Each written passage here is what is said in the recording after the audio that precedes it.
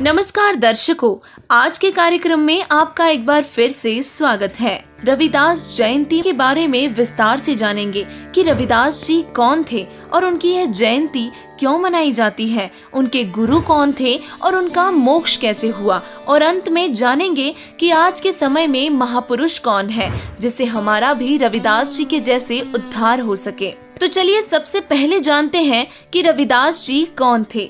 संत रविदास जी भारत के उन विशेष महापुरुषों में से एक हैं जिन्होंने अपने आध्यात्मिक वचनों से सारे संसार को आत्मज्ञान, एकता, भाईचारे और दया धर्म से भर दिया। रविदास जी की अनूप महिमा को देख कई राजा और रानियां इनकी शरण में आकर भक्ति मार्ग से जुड़े। जीवन भर समाज में फैली कुरीतियां जैसे कि जाति पाति के अंतर के लिए काम किया और संत रविदास जी का जन्म माना जाता है कि सन 1450 में वाराणसी में हुआ था। संत रविदास जी के पिताजी बाबा संतोष दास व माता जी कलसा देवी थी। तो आइए दर्शकों, अब हम जानते हैं कि संत रविदास जी के गुरु कौन थे। सदग्रंथों के मुताबिक संत रविदास जी के गुरु कबीर साहिब जी थे, जिनसे नाम दीक्षा लेकर रविदास जी ने आत्म कल्याण करवाया। रविदास जी चमार जाति से होने के कारण अछूत माने जाते थे, लेकिन उनको सद्भक्ति सही मिली हुई थी। तो चलिए अब जानते हैं कि संत रविदास जी का मोक्ष कैसे हुआ। संत रविदास जी का मोक्ष कबीर साहिब जी से प्राप्त सद्भक्ति और सतनाम से हुआ। संत रविदास जी के जीवन से जुड़ी एक घटना आपको बताना जरूरी समझते हैं कि उनके जीवन में एक बार एक ऐसी घटना घटी जिसको अब तक याद किया जाता है। जब रविदास जी अपना कार्य कर रहे थे, उनके पास उनके एक ब्राह्मण पड़ोसी आए और कहने लगे कि चलो गंगा स्नान चलते हैं। तभी संत रविदास जी ने कहा कि आप मेरा 1 रुपया गंगा मैया को देते आना, और यह रुपया तभी देना जब गंगा मैया अपना हाथ बाहर निकालकर इसे स्वीकार करे, अन्यथा वापस ले आना।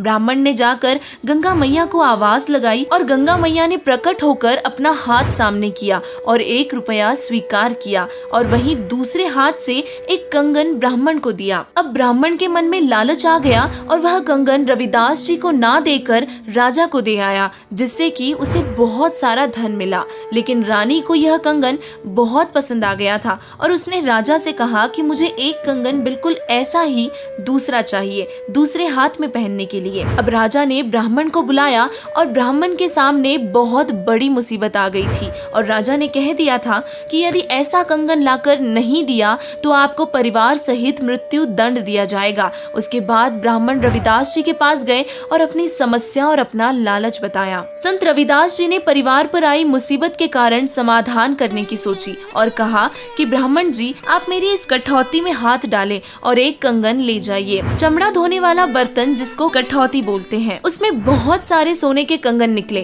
तब रविदास जी ने कहा कि ब्राह्मण जी, यहाँ पर लालच मत कीजिएगा, केवल एक ही लेकर जाइए। ब्राह्मण एक लेकर गया और राजा को दे दिया। उसके बाद रानी ने पूछा कि यह कंगन आप कहाँ से लाए। ब्राह्मण ने सच सच बताया और रानी सारी बातें सुनने के बाद रविदास जी के पास आई और सद्भक्ति और सद्ज्ञान के लिए प्रार्थना की। अंत में रानी ने रविदास जी से उपदेश प्राप्त किया और उस समय से ये कहावत भी मशहूर है, मन चंगा तो कठौती में गंगा। दर्शकों, अब हम जानते हैं कि आज के समय में हम परमात्मा तक कैसे पहुंच सकते हैं। अब आपको ये जानकर आश्चर्य होगा कि संसार में कबीर साहिब जी के अंश बंदी छोड़ सदगुरु रामपाल जी महाराज जी आए हुए हैं, जो आपको वही सद्भक्ति और सतनाम देकर भक्तों को मोक्ष मार्ग बता रहे हैं। अब आप सभी दर्शकों से हाथ जोड़कर प्रार्थना है कि संत रामपाल जी महाराज जी के सत्संग अवश्य सुने और उनके द्वारा लिखी गई ज्ञान गंगा पुस्तक निःशुल्क मंगवाएं। आज के इस कार्यक्रम में बस इतना ही।